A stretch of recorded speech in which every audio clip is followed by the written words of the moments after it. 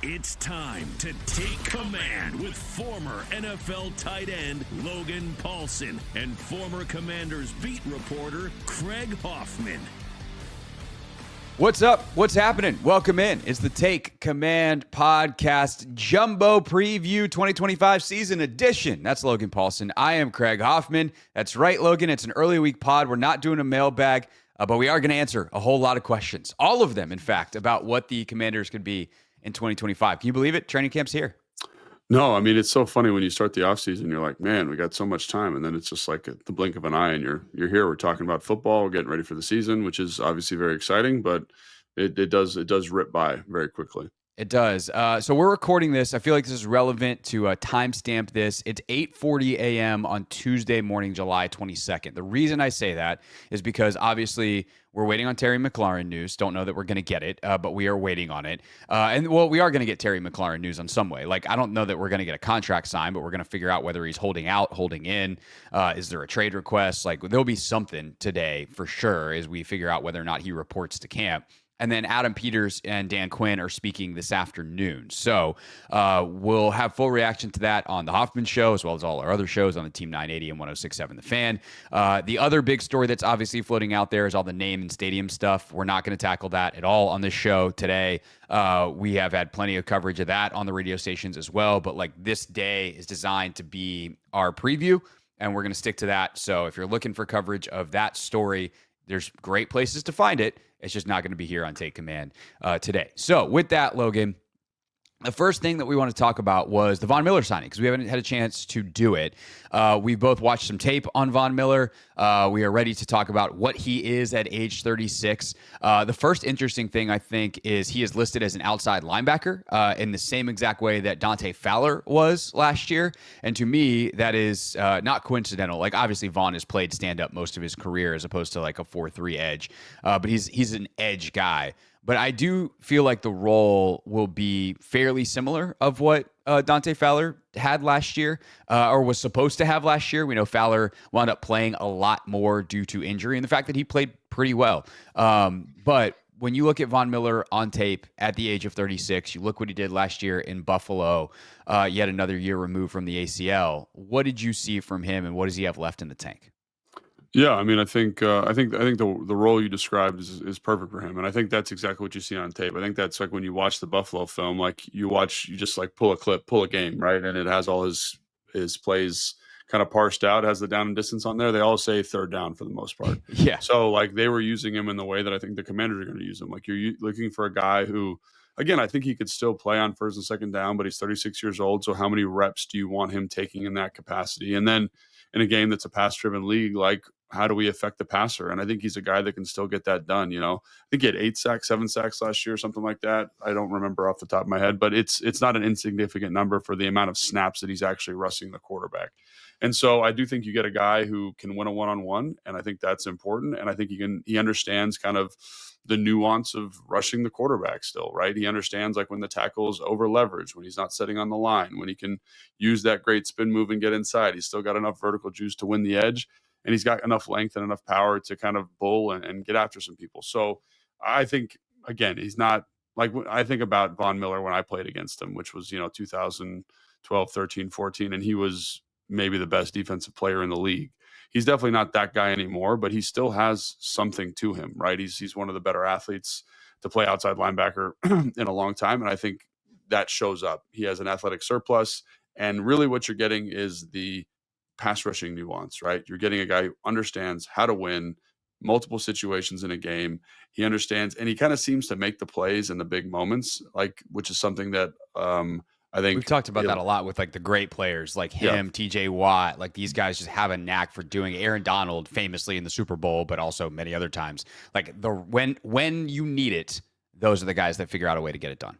Yeah, absolutely. And so I think you look at him and you say, man, like this is exactly kind of what the doctor ordered. And I think it's something that I think you and I probably expected to happen. I actually thought this would happen later in training camp. But again, like, it's good that they got it done now so he can be here and kind of, become indoctrinated in the culture. But he brings a guy, and I think about like what you'd get out there, right? You get Duran, Kinlaw, Jerzon, you get Dorrance Armstrong, you get him, and then you get Frankie Louvu as a blitzer. And I think you've got 5 guys in pass rushing situations that could win on one-on-one. And that's exactly what you need. So, I think a lot of fans are stoked on the name. They should be. He's still a good football player. He's not the guy he was 10 years ago, but who is? And I think he fits kind of a perfect niche for this team at the moment. I expect to see Dietrich Rise and Cleveland Farrell in on first and second down. And then I expect him to come in and throw his pitch and win some reps and disrupt the quarterback. Yeah, for sure. I think also when you watch him, I'm excited to see what happens for the other guys too. Like when you compare him to Dante Fowler, like Dante was a bit of a wild man, as we've talked about. There's a lack of discipline to his play. It still can produce at a very high level, but there is a boom or bust nature to the way Dante Fowler played the position. And I think one of the things that stuck out to me about watching some of Miller is like he looks like he'd be a joy to rush with. Like he's not going to get wildly out of his lane. Like there are times that you're like, oh, okay, he's the guy on this rep, and like he kind of has the freedom to do what he wants. But like that group in Buffalo rushed pretty well together. They had 20 sacks with him on the field last year. They had 6 of them were his. So but when you go sorting the snap numbers, or you go sorting the snaps in NFL Pro, and it's like, all right, I want Von Miller on the field, and I want plays that end in sacks, and there's 20 of them, and a lot of times he is a guy that helps create it for others. It's a stunt, and he's eating 2, and a linebacker loops around. So like Bobby and Frankie, like some of the stuff they could do with them looping around off of Von and the attention he's going to get, like that's good stuff. You see they kind of shaded to his side and created a one-on-one elsewhere. That guy's able to win. So if you're Daron Payne, you're Johnny Newton, you're Javon Kinlaw, and you're going to be someone rushing next to Von Miller in a way that was more predictable than rushing next to a guy like Dante Fowler, I think that's an exciting element of his game. Like to me, you just see the maturity in it, and like, oh yeah, this is a dude who understands how the league works, which is part of what made him great in the first place. But at the age of 36, like that's also how you stay around for so long. Yeah, absolutely. And again, like I think there is an element of that, and I'd be curious to see how they coach him here and like what they want to get out of him. I think when you have a piece like this, and again, like Buffalo chose to use him in a very specific way, kind of as one piece of a whole. But I also think he's a guy that could still be your ace if you needed him to. And so I'm curious to see if they deploy him in like a lot of games, or they say, hey man, like go win, like get in a wide 9, go win, and we'll have Duran in a wide 3, and like let him win the one-on-one. You know what I'm saying? Like, are we just trying to find one-on-ones, or are we trying to rush as 4? And when I say trying to rush as 4, are we running games, or running a lot of line stunts? Or because again, you still need to, even though you're winning one-on-ones, you need to rush together to keep the quarterback in the pocket, obviously. Right. But I think like that'll be interesting to see kind of the direction they go with this. Because last year they kind of had to get to some different stuff because they didn't have a ton of pass rush juice. So I think that's the thing that I'm most curious about is just like what does this change kind of Joe Witt Jr.'s approach to rushing the quarterback, getting after the quarterback, having this piece here? I think it might. I also think maybe it just is something that adds on, like you kind of keep your same foundational stuff, and then you say, hey, this is the stuff we can do now that Vaughn is here and Dorrance is healthy and all those types of things. So I'm just really curious about it. I like the addition. I like the signing. I think he's going to provide a lot of, especially if they can be better on first and second down, he's going to provide a lot of value. And I think that's where some of the other moves they've made become really impactful. And we're going to talk about this when we do our defensive line preview. Is like some of those guys, like they're not the biggest names, but if they get you better on first, second down, then he comes in on 3rd and 8, 3rd and 7, 3rd and 9. And again, like when it's a passing down as a pass rusher, you have a lot more juice to you. And I think like that's something that again could help potentially maximize this signing even more. Yeah, well, let's dive into that part, and then we can kind of do the back 7 is its own section of the defensive preview, and then we'll hit the offense to wrap things up. But if you think of how Von Miller affects the D-line overall, one, this is a guy that's run a pass rush camp for a lot of years. Like the knowledge that he has should make everyone better. Inside guys, outside guys, like just having a voice like that in the room, in theory, should be the kind of thing that elevates everyone. Nevertheless, what he brings to you on the field of filling a role that they didn't necessarily have filled. But what does that do you think, to the depth chart and the ability for this D line to, coalesce into a really good deep unit. Good, is that the right word? Great, that's probably too much, but like, what are the chances versus like, I don't know, man, this kind of gets them to average, and we'll pray for the best. Yeah, I think I like the way you describe that. Does this get them above average? Because last year, I think you could argue, like based on production, that they were below average a little bit, right? And so, um, but I do think what you see is kind of an interesting group, and like we've talked about it a lot over summer. But I think you see a lot of guys who are more specialized than I would have thought. Kind of coming in, like usually you try to find that 3-down defensive end, the 3-down defensive tackle, but now you got a bunch of guys who feel like they're kind of specialty players. Like it feels like Dietrich Wise, if Golden ends up making the team. And again, like that's something that's really interesting to talk about, is like all of a sudden with this addition, like the defensive line room is incredibly dense. You know what I mean? Like it's like, Yeah. you're like, man, there's a lot of depth here, and everyone kind of has different roles within this depth. So like I think you get your like first and second down group of guys, right? Which to me would be like, Duran, who seems like a 3-down player, Dietrich, Cleland, Dorrance probably to a certain extent, and then probably Kinlaw over Johnny, but like we'll see how that kind of that position battle kind of matriculates over the course of training camp. And then I think you do have a specialty guy in Goldman if he does make the team, like we just talked about. So that to me feels like your first and second down group, and then I think you kind of transition into that third down position group where it's like you get Vaughn, you get Kinlaw, you get Duran, you get Dorrance, and then you get Frankie Louvu in some type of pass rushing situation. And that feels like a completely different group almost in terms of utilization.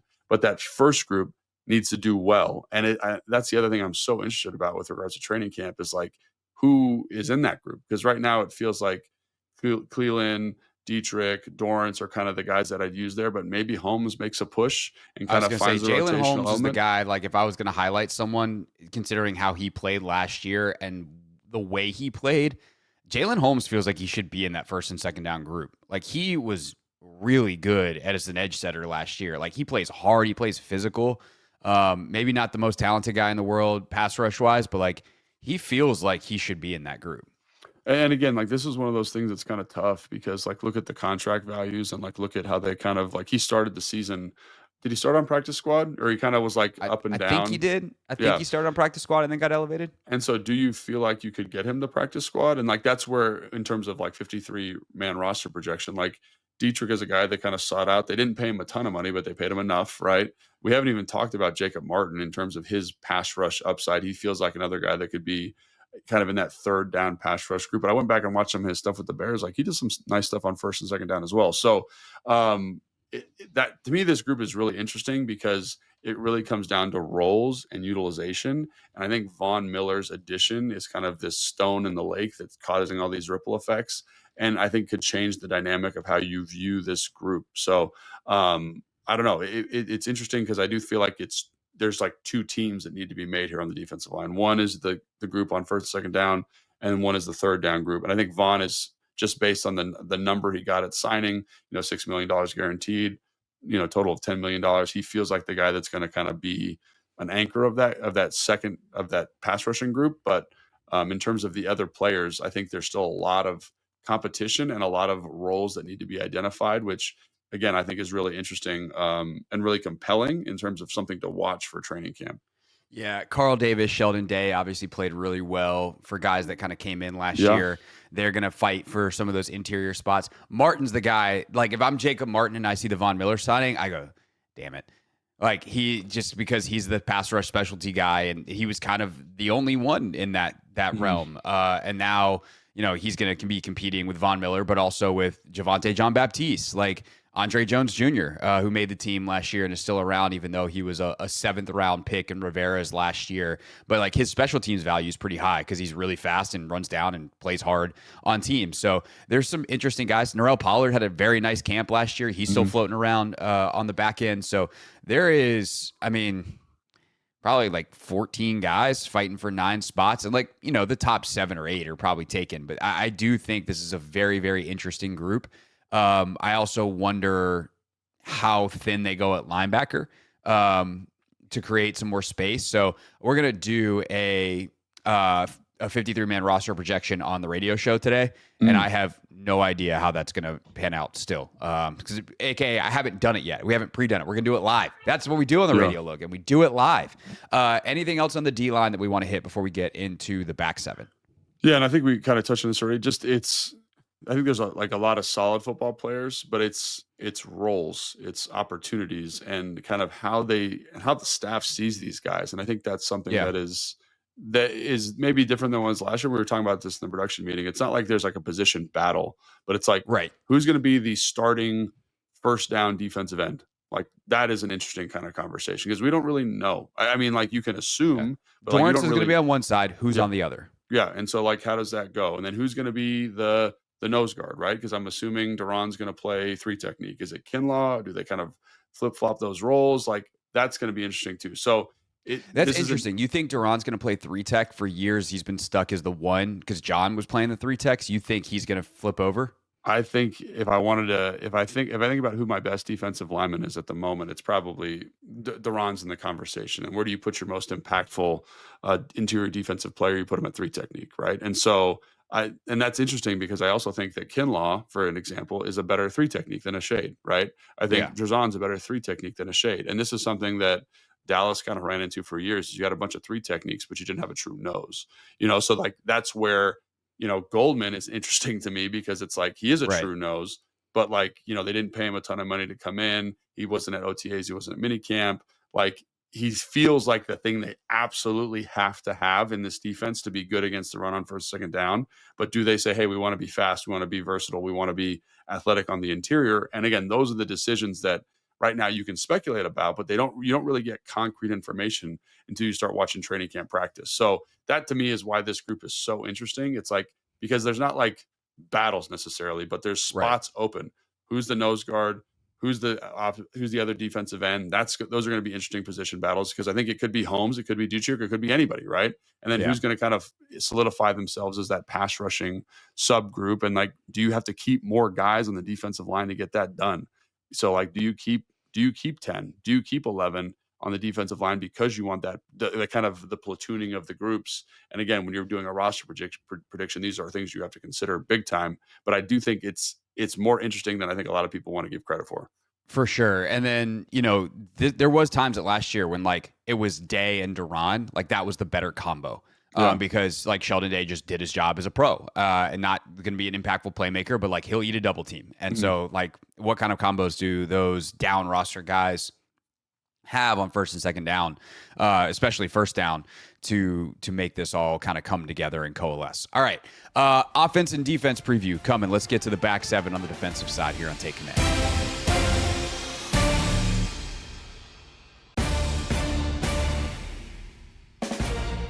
Take Command. That's Logan Paulsen. I am Craig Hoffman, and we're talking about the Commanders' defense here in our preview episode. Just wrapped with the defensive line, Logan. So the linebackers, like in some way, this is very, very easy and straightforward. Frankie Louvu and Bobby Wagner are going to start. Okay, that's the linebacker preview. They're going to play close to 100% of the snaps. That said, that third linebacker spot, how much it's going to be used. A fourth linebacker spot, which is kind of this, in some ways, hybrid position between secondary and linebacker, feels like it's going to be in play as well. And then obviously, like, what happens if Bobby or Frankie goes down at some point and misses a game or two? Like, that becomes an interesting question. So the straightforwardness is I think, very shallow. It's very thin. But there's actually a lot to dive into under the surface here with this linebacker position. Yeah, I think the linebacker group this year specifically is also interesting. Is more interesting than it was last year, for example, because I think obviously Bobby and Frankie are going to be the guys that play a lot, but you have some kind of interesting pieces in the back end. And I do think that there's going to be a push because, one of the things we've talked about this entire offseason is to be better on first or second down, right? And so one of the ways to do that is to be better against the run is to get more run stopping players on the field. And so why not get into a 4-3 base as opposed to straight nickel? You know what I'm saying? So yeah, and I think they led the league in nickel snaps last year. Right. So there's only one direction to really go on the personnel front. Right. And so do you say, okay, well, we want to go kind of 3 traditional linebackers. We want to go Jordan McGee, Frankie Louvu, Bobby Wagner, right? Or is that third linebacker kind of something more akin to what they did in Dallas, where it's Dominique Hampton? He's kind of this big nickel. Is it Tyler Owens? Is it, Kane the kid that did, Madrano. yeah, it came Madrano. Like that's where I think this becomes interesting. Is obviously the two guys are established, right? But then what is the direction and what is the look of the position moving forward? Because it's really going to frame the defense, right? Like, if we want to go three kind of thumping linebackers, then McGee's going to be on the field, and that's going to feel a certain way, right? That's going to feel very specific. Or we want to go big nickel, and we say, hey, like we've got these big, long, kind of rangy safety, kind of hybrid type guys. And then all of a sudden, those three linebackers give you a little bit more flexibility. Maybe you're not quite as good as against the run. But I think that, to me, in terms of packaging, like we talked about with the defensive line, how there's like, who's going to play the nose, who's going to play the off end on first and second down. Here, like this really, to me, is like kind of the story of what the defense is going to look like, right? And again, maybe they don't know for sure. I think they should, like any good coach, you have an idea of what you want going into training camp. And then obviously guys play themselves into roles, play themselves out of roles. Like, for example, Mike Sanders still might be the greatest nickel of all time. You know what I mean? And he might be awesome in run support. And you say, well, we can be a nickel a lot, and he's going to do a great job with that. We don't know, right? But he's got to play his way into that, showing that he can do that, right? So Right. that's something that I think is really interesting about the position is like if you kind of say they want to be more physical, then you say, let's get three linebackers on the field. But I don't want to hurt myself in coverage. So does that become kind of a tweener spot, right? Where it's like maybe Will Harris is the big nickel or whatever. And I think that's something that I really am excited to see is this really is going to shape how the defense looks, right? And like maybe it's a little bit bigger, a little bit more physical, a little bit more downhill, a little bit more say, hey, we're going to trust our, and again, that would inform a lot of information about the secondary and how they feel about those guys in man-to-man coverage situations, right? So this is really compelling to me because it's like, shoot, do we want to be big downhill thumping, or are we going to kind of try to be half between nickel and big thumping with one of these more hybrid type players? Because they've talked about we need to find a role for Tyler Owens. Like, can we get Dominique Hampton on the field? Can we get Jordan McGee on the field? And this is the spot where I think a lot of those guys and a lot of the competition intersects, because not only does it shape the way the defense looks, but it also shows a strength and a weakness for the defense moving into the season. For sure. And they tried to kind of go the halfway route last year in a way that was a little easier personnel wise because Jeremy Chin is a safety who's built like a linebacker. And so he just lived in the box for a lot of time. And, while Mikey was on the field and they're in nickel, like Chin was able to fit some of the run stuff in a more significant way. And depending on how you scheme it up, like how much two high shell you're playing versus single high shell, like you can kind of interchange, all right, who's the safety, who's the nickel, those kinds of things. Will Harris will thump. Like Will Harris is a big hitter, but he's not quite Jeremy Chin. And so, like, he's an option there, but do you want Madrano, Hampton, like a true linebacker body type? Although, those guys are the same size as Chin, which is kind of the point. Like, do you want that type on the field?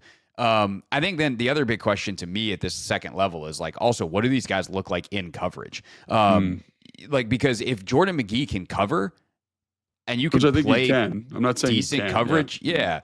If you don't have a significant drop off in base, like that's a huge win. Like if you can play base defense and still not feel like you're at a disadvantage in coverage, like you should do that. That's going to discourage running. Getting easy yardage and put you in good situations. Eventually, you can probably play some of the same personnel groupings with a nickel, knowing the play call. Like they think you're going to do X, you're able to do Y, so you're able to keep the offense off balance. So like, there's a lot of different stuff that you can do when you have this much versatility. I think what the mistake sometimes we make from the outside, and sometimes coaches make this too, to be honest, is you fall in love with the options and realize that none of them are actually that good. And I'm curious, I'm not saying that they don't have good options. What I'm curious about, as I know you are, is which one emerges as the good option. Right. And if you have multiple good ones, great. If McGee is good and Hampton or Madrano is good or whatever combo, like sick. Having a menu of really good options is ideal. But if one emerges as the clear best option, what does that look like? I think that is a really intriguing thing. And then what is the personnel that fits that good, pairing or group. Yeah, and I think that to me that's the story. Like kind of like not for I guess for the defense really, like because again it's going to inform a lot about who this team wants to be. But I again that's what I'm saying. It's like you probably go into camp with an idea of who you want to be, but like Tyler Owens ends up being an absolute dog as like the extra big nickel player. And like that comes out of, and I don't want to say it comes out of nowhere because they've alluded to wanting to get him more involved.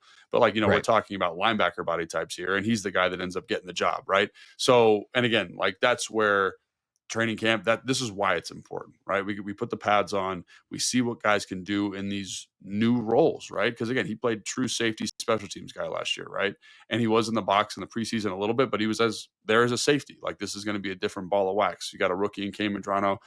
I mean, Dominique Hampton's really interesting to me because he looked great in the preseason as a linebacker spot. They kept him on the active roster the whole year. They don't want to lose him. He feels like he'd be the perfect fit for this, but can he do it? He kind of played middle linebacker. He was like the third middle linebacker in OTAs and minicamp. Like, does that kind of show the direction they want him to be preparing for?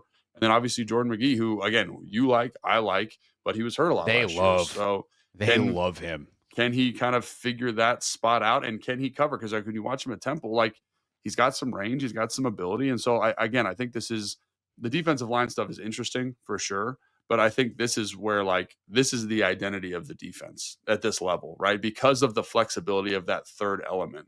And I think that's why, again, we're going to go out on Wednesday. We're going to watch practice, and I'm going to be like, oh my gosh, who's playing the nickel spot? But then it's going to be somebody different on Thursday. And it's going to be someone different on Friday, because that's how they did it last year. They just kind of had a constant rotation of players in there because they want to figure out exactly what you're describing, Craig. Right. And it's tough because I can make an argument they should have a package of true 3-4. Let's stick Goldman at the nose. Let's stick Kinlaw and Duran at these 4 eye spots. And then let's have McGee and Bobby on the field and Von Miller and Frankie on the edges. That works on paper, but how much time do you want to dedicate to that versus, no, we're a 4-down team. All these decisions and the exploration of options come with downside of you're not practicing something else. Eventually you have to own the stuff that you do.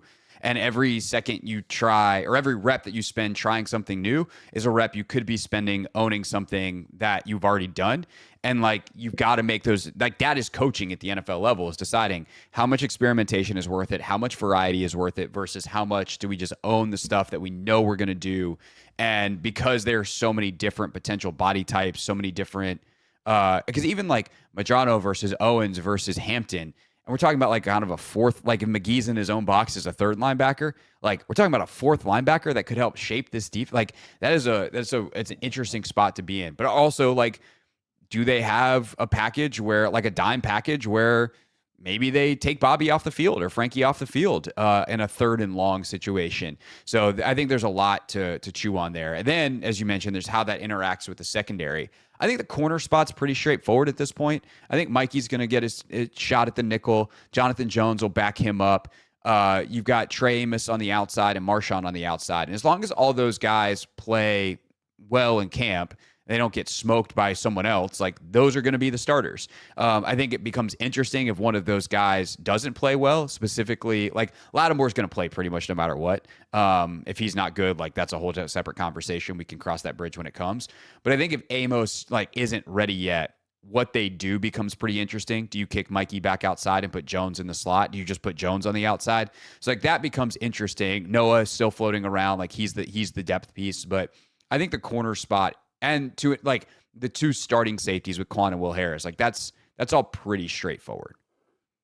So it is straightforward, but I think the storyline about the secondary is not necessarily the depth, because I think we all are very familiar with it. To me, it's where do they get to by the end of training camp? When they get through the third preseason game, are they good enough where Joe Wick Jr. can play as much man as he wants? That to me is the question. Because he came in last season, wanted to play a lot of man. They couldn't do that. They had to kind of shift gears, get into some different stuff. And right now it's on paper, you look at Trey Amos, look at his OTA minicamp period, look what he did well in college, look at Lattimore, look at Mike Sanders still in the slot, look at Quan, look at Harris, kind of bringing those 5 guys together. You say, on paper, they should be able to do what he wants from a coverage standpoint. And the question is, are they good enough to get that done? That's my $1 million question. It's not necessarily a depth thing. It's developmentally, where are they at? Health-wise, where are they at? And can we be, or can they be the defense that I think Joe Witt wants them to be, where we're hyper aggressive in man coverage, we're blitzing a lot, and we're kind of dictating terms to the defense in a way that we talked about with the defensive coordinator preview. And so that's where it's like, yes, on paper, like there are some interesting kind of fluctuations in terms of position, but I think this is more, again, like we talked about that nickel spot. Who do we want to be defensively? And this group, I think, is going to shape that probably more than any other position group we've talked about. For sure. And yet you're exactly right. Like that identity piece of like how much too high, how much single high, how much man, how much zone, how many, and really like to me, this is the key question, right? If you're trying to like boil it down sports TV style into one question, how much, although they never ask this question on sports TV, it's way too nuanced.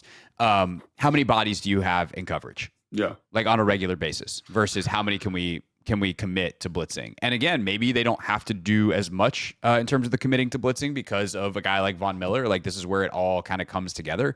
But I think we know based off of Joe's past, of Dan's past, like they want to get after the quarterback. They want to send extra bodies because they want to invite some variance, and they want to invite some chaos because they want the turnovers. And like that's the thing that I think is really interesting that they didn't get last year is they want to invite the amount of variance that causes you to turn the football over, and as opposed to just like, yes, they want to be more solid on first and second down, but it's so they can get to those third down or those second and longs where teams feel pressure. They feel like they need to force it. And we get to that. Two stats I want to run by you real quick. I was reading also real quick. I never give you your flower. I love that analysis by you. That was great analysis. They want to invite variance. That's good. I love that. Nice job. I was like, what would Logan say? That sounds smart. And then I said it myself. Two stats that I found fascinating. I was reading our guy Dan Pizzuta, who was with us last week. He sent us the FTN Almanac. And so I was reading Dan's chapter, and there's two stats that I thought were pretty fascinating on the defensive side before we flip to the offense. One, the Commanders had their number one corner on the other team's number one wide receiver only 47% of the time last year, which is one of the lowest rates in the league. Obviously, they weren't like, yeah, let's match Benjamin St. Juste up one-on-one. And it was kind of like, let's see where the guy lines up. Benjamin's playing one side, Mikey's playing the other by the time that Forbes had been kicked out and all that. And then obviously Lattimore's hurt for much of the regular season. They did some shadowing late in the regular season with him and in the playoff game, but really it was kind of just wherever the number one lined up. That's something I think big time to monitor this year is, do they have Lattimore follow number ones, or do they just kind of roll the same way where it's like Lattimore's on one side, Amos is on the other. If they line up their number one somewhere, like that's fine. So that's one thing to, I think, watch. We don't know the answer. We're not going to know the answer till probably a couple weeks into the regular season after we see them. We might know something week one. They play the Giants, so Malik Neighbors, hello. But is it an every week thing? Is it a sometimes thing? Just something to file away, put in your back pocket. Here's the more interesting one I want your reaction to. The Commanders were 9th in overall defense last year in the first half. They were, I think, 31st in the second half. Yeah. So year over year, typically first half production is more stable and a better predictor. And that would be obviously a good thing. Like, oh, okay, structurally, there's some good stuff there. Can they carry that over and then extend it into the second half and be, a top half, if not top 10 defense overall this year? They finished, I think, 23rd overall because of how bad the second halves were. But what do you make of that first half stat and the ability for them to now extend that into, playing 60 minutes of good football? Yeah, I think that's really interesting. And like, it's something that we probably should do a whole show on, quite honestly, like, because it's that kind of thing where like, I'd like to go back and watch some film and watch some first half to second end stuff.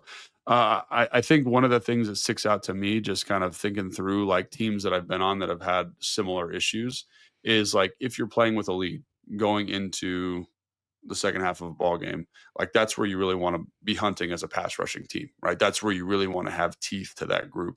And if you don't have any teeth, like, and you can't kind of impact the passer when a team has to pass, they're going to get after you a little bit. You know what I'm saying? I think that's something that I would point to also, in addition to that lack of kind of elite pass rush, which hopefully has been rectified this year with Von Miller. The other thing too is when you're in close games and everything's on the table, like, offenses get better in the second half usually, right? Like, because they've seen what you've done in the first half. Like thinking about my time as an offensive player, it's like, oh, they're going to play cover 3 to this. They're going to bring this pressure on third down. Like, this is where they want to be.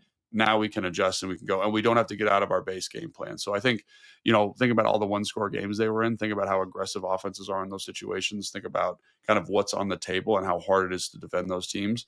I think that's something that probably also impacts that second half production, but getting a pass rush is going to help. And also I think improving the offense is going to be a big deal. And that's something we're going to talk about here in a second. But I think the idea of playing complementary football, and if the offense can take a lead and maintain a lead and find explosive opportunities, that's going to de-leverage the defense, especially in those second half.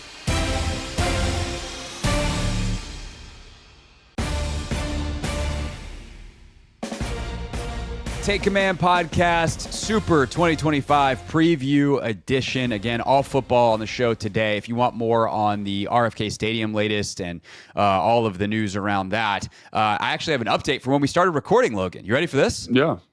The one, the only, John Keim is going to join me on the radio today at 5 o'clock. Love that. If you are listening to this before 5 o'clock on Tuesday, make sure that you tune in then. If you're listening to this after, or you're not going to be available, in this same place that you're listening right now, you can listen to the Hoffman Show podcast after the interview happens. So no matter where you get your pods, we're in all the same places. So you can check out Keim and I. We'll do some football stuff too, but if you want more on kind of what's going on with the RFK Stadium deal, Keim will join me at 5 o'clock today. So with that said, let's talk about the offense, Logan. I think the big storyline for those people that haven't been listening all offseason, tuning back in, like I need my training camp preview, is we think that on first and second down, they are better built to be sustainable this year. Last year, they figured a lot of stuff out on third and fourth down. I assume they'll be super aggressive on fourth down again. Chances that they're like the best fourth down team ever 2 years in a row don't seem very high from a likelihood standpoint, but Jaden was really good in those situations. So I do think they'll probably still be up there in terms of success rate on fourth down this year. But the offensive line, they clearly figured out how to work around last year. And they were like, what happens if we don't have to work around it? What if it's a feature, not a bug that we're having to patch all the time? And that, I think, is the biggest setup outside of like how good is Jaden Daniels in year 2 and what happens with Terry McLaurin to the 2025 Commanders offense. Yeah, that offensive line is definitely like a huge storyline for sure. And I think everyone on paper, I think you and I both are like really encouraged by the athleticism that they've gained. Laramie Tunsil, Brandon Coleman, a guard, Biotish coming back, being able to take Allegretti, Wiley in Cosby's absence and put him in there. And then Connor Lee Jr., like the athlete that he is, like that's really exciting. I think the thing that I just am probably most compelled by with this group is two things. One is, how does the offense change now that you have this great offensive line or this more athletic offensive line? And two, and maybe more importantly, how does that group come together, right? Because like I've played a part, with offensive lines that on paper were not very good, but on the field are very good, right? Because it's 5 people. And I was talking with an offensive line coach that I have a lot of respect for, and he was saying like, it's a hard job because you got to get 5 people to see it the same exact way. And sometimes like with different personalities and different study habits, like that doesn't always happen. So, I'm really curious to see if they can get that done. Like, and, Coach Johnson did a great job last year. Cliff did a great job last year of kind of helping that group come along. But to me, like that is the main storyline, because on paper you say, man, like athlete wise, like they've invested draft capital. They've built this thing the way you have to build an elite offensive line. Like this is all good. This is going to help Jaden Daniels. This is going to help the pass game. This is going to help the run game. And that's and I don't think that's a crazy assertion, but to me, it's really like week 3 of training camp. How do these dudes look during team blitz on the field? Because if they're not coming together, like all of these positive things that we've talked about are going to be a little bit more muted, because we got to kind of go back to some of the stuff we were doing last year. Yeah, for sure. Jaden was unbelievable against the blitz last year. Mm-hmm. Just like historically great for a rookie. So that is something where it's like, just be decent against the blitz as an O-line. Don't have a direct kill shot immediately, and Jaden will probably figure it out. Is assuming that he can be as good again in year 2 as he was in year 1. Another thing that I pulled from the FTN Almanac that I thought was interesting, we talk about the athleticism of the offensive line. They ran outside zone at the lowest rate of any team in the league last year, which is I mean, I'll ask you, like, what do you make of that? Because it feels like to me they had an identity. It's like we're going to run a lot of this gap scheme stuff and like we're going to own it. Teams caught on a little bit later in the year. Also, some of the linemen were banged up and it became a little less effective because guys weren't playing as well. And injury was a part of that. Even if guys weren't out, they just didn't have the pop, the power, Right. the athleticism to run some of the bounce, some of the GT, some of the, whatever they were running. But I think that's interesting. And they had the identity. Like, how much do they lean back into that same identity and own it this year versus the ability to change it up and kind of establish a new identity for a 2025 Commanders offense? I think that goes back to one of those fan questions we had, whatever that was, a couple weeks ago, about how much under center work do they want to be in, right? Or how much pistol work, how much dot do they want to be in? Because I will say, like, outside zone from the gun is not a great play usually, right? It's just like the timing is a little bit weird. You need to kind of be creative. The angles aren't quite as good because of the backs relationship. Because like an outside zone, like you got the center, right? And think about if I'm in the gun, I'm the quarterback, and the back's offset left, and we're running outside zone right. Because like it's really hard to run outside zone because I got to pitch it to that left side, right? The back has to cross my body. And usually a good rule of thumb for outside zone is you want to stack the center. So how quickly can the back stack the center? And so automatically when they're an offset gun, like that's really hard to do, right? Because like he's got to really either run fast laterally, which is not great because outside zone, one of the things is you're running downhill laterally so you can put your foot in the ground and fall forward. So it's just not a great, in my opinion, I'm sure you could find somebody who loves outside zone from the gun. In my opinion, not a great play. So to me, what are you going to lean into? You're going to lean into tight zone, going to lean into gap scheme stuff. And if you think about it, like how do we protect those runs? You get into RPO, you get into zone read, you get into variations on the pin pull stuff, like our trap kind of looks like our bounce, and so they fit it differently, you know what I'm saying? So like that's where I think the advantage is. And I do think you'll probably see a lot of the same stuff from a run. I'm sure you'll see wrinkles because Cliff's a smart guy, Coach Johnson's a smart guy, but I think you'll see a lot of the same stuff just because of how they've structured the offense, right? Like when you do not have tight ends attached, fullbacks attached, it becomes much harder to find angles if you're not running gap scheme stuff, in my opinion, right? And so I think that's where you'd say like they probably are going to be similar. Now, I do think that's okay because Brandon Coleman runs a 4.9, Laramie Tunsil runs a 4.9, Josh Connolly runs a 4.9. Like you can get those guys in space into the perimeter in a way that is going to be advantageous. But I think that's just something to kind of keep an eye on from a football philosophy standpoint. So I think you're going to see a lot of the same stuff. It probably will be executed a little bit better because the athletes are better.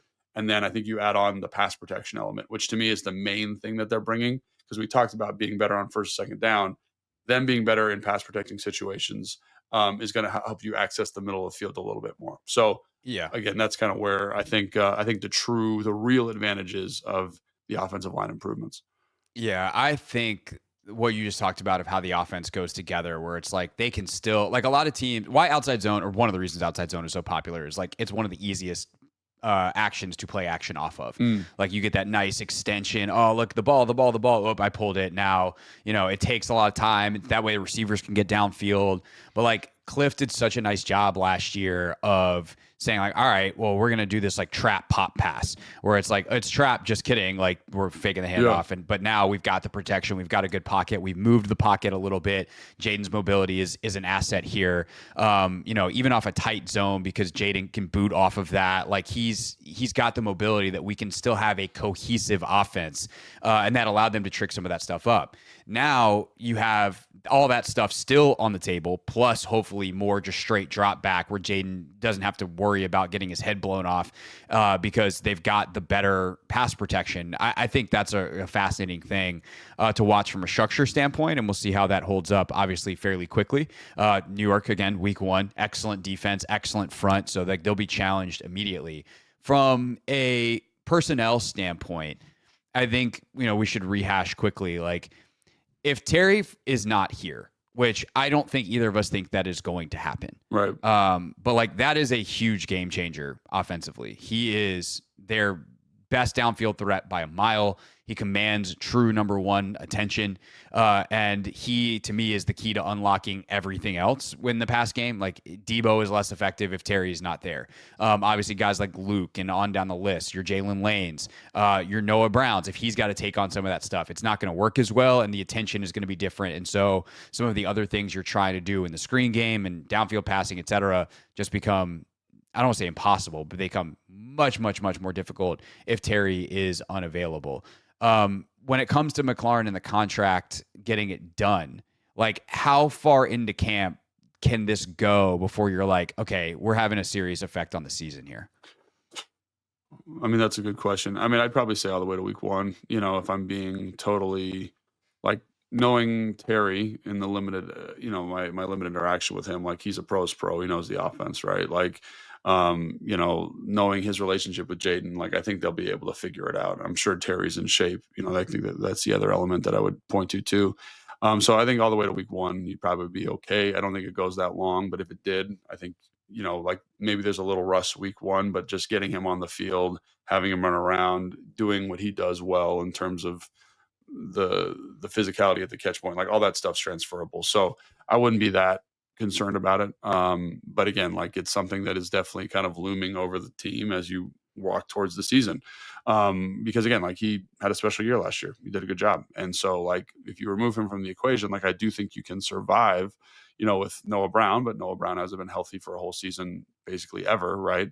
Debo Samuel, again, like very special player, but very specific type of player, also has a little bit of an injury bug associated with him. So it becomes Michael Gallup, same thing on down the list. Yeah. So it becomes a really interesting group because I do think it's a talented group, and I think it can offset if Terry's not here, it can offset, but it's not the healthiest group, and so I think that's where like kind of maybe it increases the urgency. I don't know, but I do like the receiving group. I think it's got a lot of playmakers. I think they complement each other really, really well. I think when Terry's there, it kind of, and Noah Brown and Debo, it kind of all falls into place really nicely, and it allows you to kind of say, oh, then Lane can have a specific role, Luke can have a specific role, and you're like, okay, all of a sudden I feel really good about it. But if one of those guys, Lane or Luke, is bumped up the depth chart for whatever reason, injury or anything you can think of, like all of a sudden you're like, man, I don't love him taking, going from 15 snaps to 30 snaps because he's kind of learning on the job, which is a fine way to do it. And I think Jaden Daniels can offset some of that, but I think the group becomes much less consistent, I think, with that. And I think, I'm not saying those players aren't going to be good, but I think there is a little bit of a drop off. Yeah. Are there any players that you are really watching to take a jump or to maybe play a bigger role than people anticipate? So if I just run through some options here real quick, right? Like you have all the running backs, and it would seem on paper that like Robinson, Eckler, McNichols, they're just back, but you have Ja'Cory Krosky-Merritt coming in as a 7th rounder. We're not going to have any idea what he is really until farther into camp when they put the pads on and start doing some actual quasi as live as you're allowed to in the modern NFL running stuff. Obviously, I think there's a lot of eyes on Ben Sinnott at the tight end spot and what role does he carve out with Zach Ertz back and ready to do the Zach Ertz stuff. John Bates is going to do the John Bates stuff. Like, where does Sinnott fit in? What is the Ben Sinnott stuff? And I know that we could probably do another 30 minutes on the tight end room because you love everybody in that room. But then at the wide receiver spot, you've got Luke, you've got Jalen Lane. So like, there's some interesting guys that have higher upside than certainly anything they've done in the league so far. In the rookies' case, they haven't done anything. But is there someone you're kind of watching you think could emerge into a significant role for this team on a regular basis, whether it's one of those guys or maybe one of the veterans that they've brought in that you don't think gets enough attention?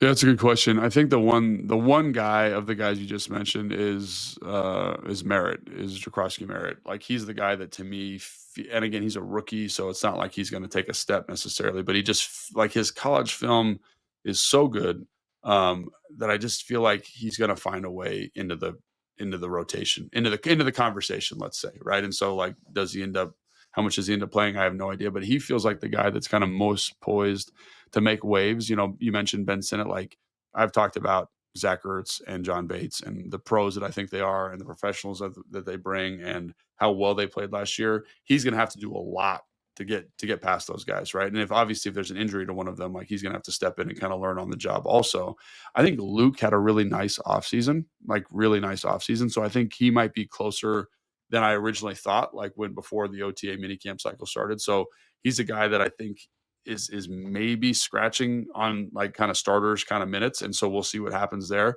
But those are the three guys that I kind of look to and I say, in order, it's probably Merritt, Luke, and then Ben in terms of guys that I think are going to make an impact this year. And again, if Zach gets hurt and Ben has a larger role, like I think he could have a larger role this year, but he just has a bigger mountain to climb because I think those two guys in front of him are doing so well. And we talked about with the receiver group how there's a lot of injury history. There's kind of specialized roles, and I do think Luke is played a lot better in OTAs. So him getting opportunities would be great.